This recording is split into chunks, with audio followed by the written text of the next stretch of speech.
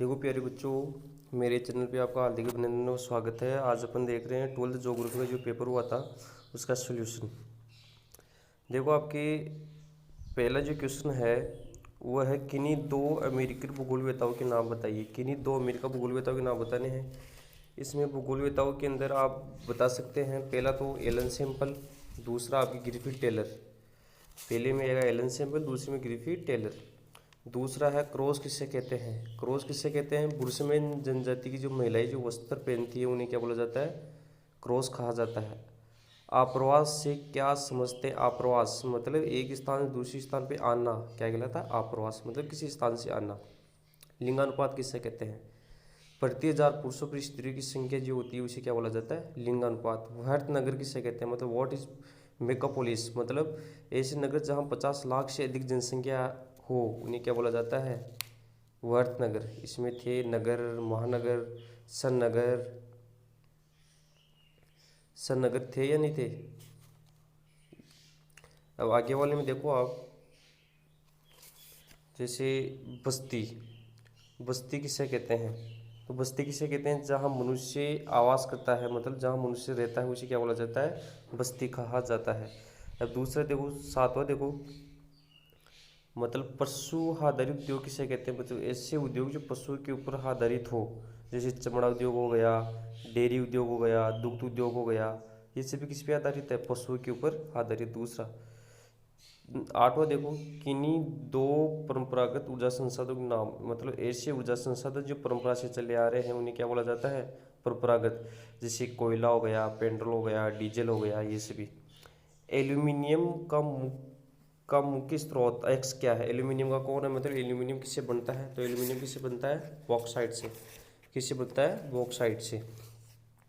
फिर आपके है कि धात्विक खनिज के दो उदाहरण, मतलब अधात्विक सॉरी ऐसे खनिज जिनके अंदर धातु की मात्रा नहीं पाई जाती है वो आपके क्या कहलाते हैं? अधात्विक खनिज। अब धातु की मात्रा किन में नहीं पाई जाती? जैसे लोहा है, सोना है, चांदी है, इनमें धातु की मात्रा पाई जाती है। अब जैसे आपके तेल हो गया, जैसे संगमरमर हो गया, पत्थर हो गया, ये क्या है? सभी अधात्विक।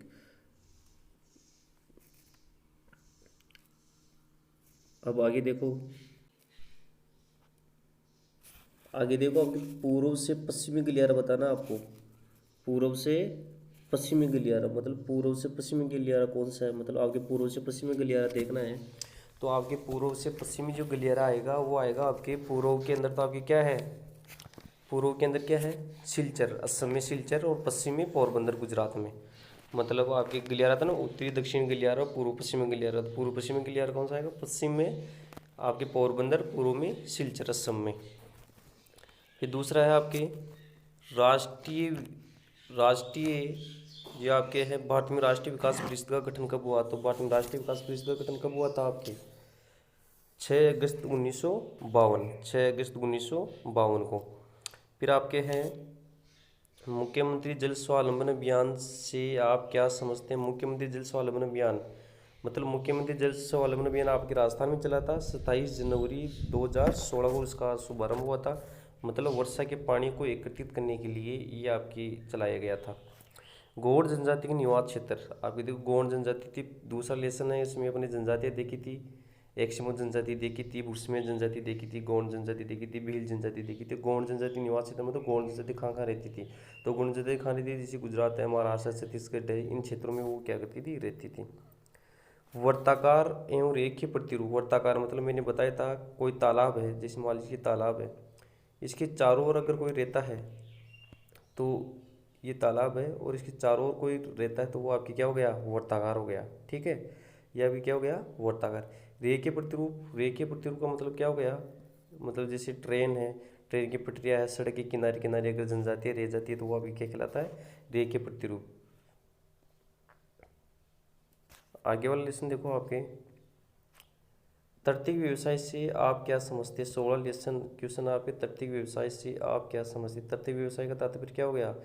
मतलब मैंने बताया था प्राथमिक व्यवसाय प्रकृति के ऊपर निर्भर होती है, द्वितीय व्यवसाय उद्योग धंधे, तृतीय व्यवसाय जो सेवा सेक्टर में आते हैं, जैसे सेवा सेक्टर में जो आपकी तृतीय व्यवसाय का मतलब जो सेवा सेक्टर में आते थे, सभी जो सेवा सेक्टर में आपके आते थे, तृतीय व्यवसाय सेवा सेक्टर वाले, जैसे आपके डॉक्टर हो गया, वकील हो गए, परिवहन हो गया, संचार हो गया, शिक्षक हो गए, मतलब जो उत्पादन नहीं करते थे वो तृतीय व्यवसाय में। आगे इसमें अपन देखेंगे, देखो आपकी विश्व के 4 पाइपलाइनों के नाम बताने हैं आपके। विश्व की 4 पाइपलाइन नहीं बतानी, आप बता सकते थे, जैसे आपके असम, उत्तरी असम से गुवाहाटी, बरौनी, इलाहाबाद वाली है, हजीरापुर जगदीशपुर विजयपुर वाली है, हजीरा गुजरात, जगदीशपुर उत्तर प्रदेश, विजयपुर एमपी ये वाली है। आप आपके ईरान, पाकिस्तान और इंडिया वाली है, आईपीएल। इस प्रकार से आप 4 कोई से भी बता सकते थे। आगे वाला क्वेश्चन देखो आपके, क्वेश्चन नंबर 18 है, अंतर्राष्ट्रीय व्यापार के लाभ बताने हैं आपके। अंतर्राष्ट्रीय व्यापार के लाभ, तो अंतर्राष्ट्रीय व्यापार के क्या लाभ है? अंतर्राष्ट्रीय व्यापार से देखो, एक तो राष्ट्रीय आय में वृद्धि होती है। अंतर्राष्ट्रीय व्यापार का सबसे पहला लाभ तो क्या मैंने बताया था कल ही वीडियो के अंदर, अंतर्राष्ट्रीय व्यापार के लाभ भी आ सकती है, हानियाँ भी आ सकती है। तो अंतर्राष्ट्रीय व्यापार का क्या लाभ था? अंतर्राष्ट्रीय व्यापार का लाभ, इसमें क्या बोल सकते हैं अपन, इसमें एक तो राष्ट्रीय आय में क्या होती है? वृद्धि होती है, रोजगार के अवसरों में वृद्धि होती है, राष्ट्रीय आय में वृद्धि होती है, और बहुविकल्प होता है, मतलब एक से अधिक वस्तुएं अपन खरीद सकते हैं, बहुविकल्प होता है अपने पास। आगे वाला क्वेश्चन देखो आप, क्वेश्चन जल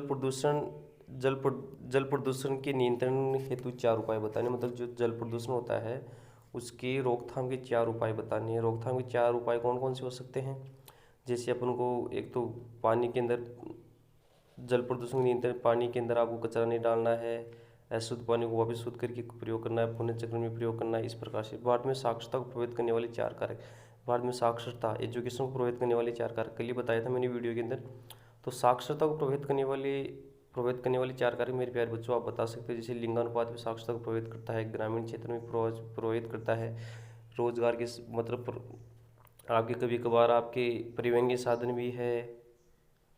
इस प्रकार से अब देखो, संसाधन संरक्षण पर लघु टिप्पणी लिखनी है। संसाधन संरक्षण मतलब जो संसाधन है अपन को प्रकृति से प्राप्त होती है, इनका किस प्रकार से अपन संरक्षण कर सकते हैं, बचाव कर सकते हैं, पुनर्चक्रण के द्वारा कर सकते हैं, किस प्रकार से कर सकते हैं। फिर आपके मानचित्र आया था बेफेलो आपके यूएसए के अंदर है।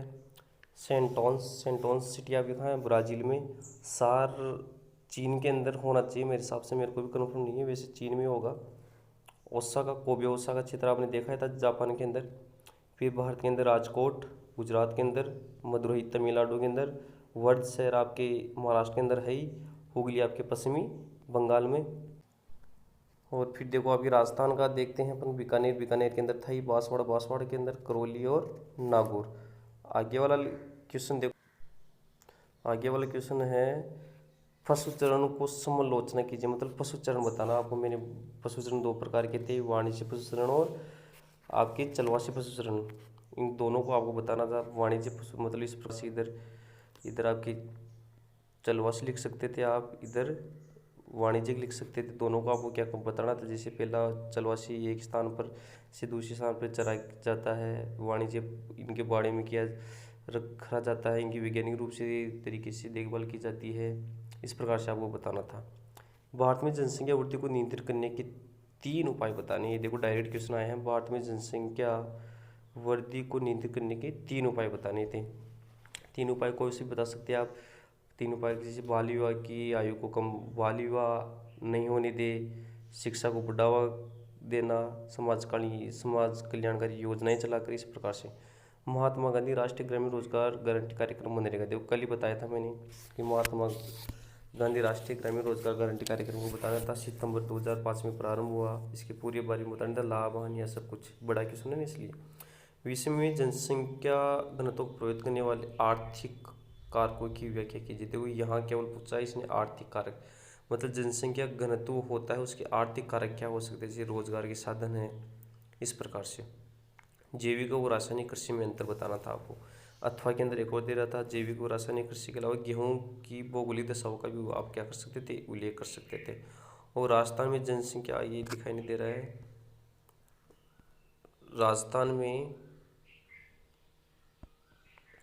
जनसंख्या वृद्धि की विश्लेषण कीजिए, या मीणा जनजाति सामाजिक जीवन की विश्लेषण, मतलब मीणा जनजाति के बारे में बताना था। वो मीणा जनजाति कहाँ रहती है, इसकी आर्थिक क्रियाकलाप क्या है, सामाजिक जीवन क्या है। इस प्रकार से ये आपके पूरे क्वेश्चन हो गए। 30 आया है वैसे तो, देखो बहुत ही सरल आया था पहले वाले 2019 से, तो अब की बात सरल ही आया है। जय हिंद।